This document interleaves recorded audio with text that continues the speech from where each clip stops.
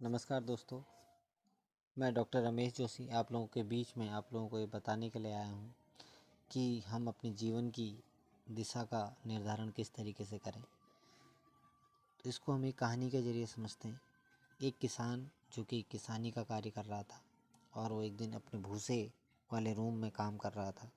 काम करते वक्त उसकी अचानक उसके पिताजी द्वारा जो उपहार स्वरूप उसे घड़ी मिली थी, वो घड़ी उस भूसे के अंदर कहीं गुम हो जाती है और वो बेचारा बहुत परेशान हो जाता है और उस घड़ी को ढूंढने के लिए लगातार प्रयास करता है, लेकिन उसे असफलता हासिल होती है।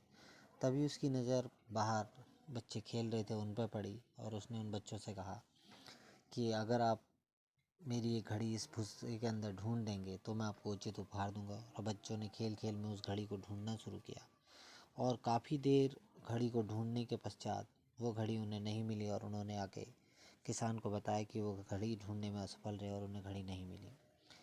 और वो सारे बच्चे भूसे के कमरे से बाहर चले गए और किसान सोचता रहा कि उसके जो पिताजी द्वारा उसको गिफ्ट में मिली हुई घड़ी थी वो शायद खो गई, अब वो उसे कभी दोबारा प्राप्त नहीं कर पाएगा।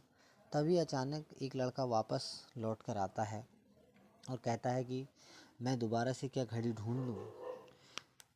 किसान मरे हुए मन से कहता है, हाँ चलो एक बार आप फिर से कोशिश कर लो।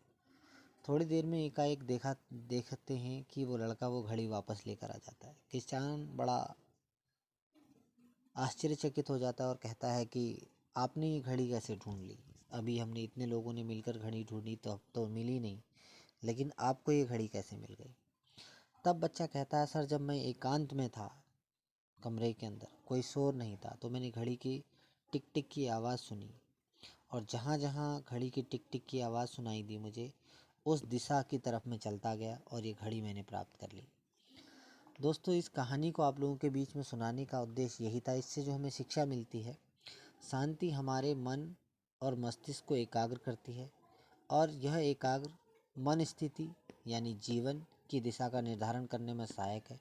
यदि कोई व्यक्ति एकाग्रचित है तो उसके जीवन की दशा का निर्धारण करना बहुत आसान हो जाता है। इसीलिए दिन भर में कुछ समय हमें अपने लिए अवश्य निकालना चाहिए जब हम शांति से बैठकर मनन कर सकें, अन्यथा शोरगुल भरी इस दुनिया में हम उलझ कर रह जाएंगे।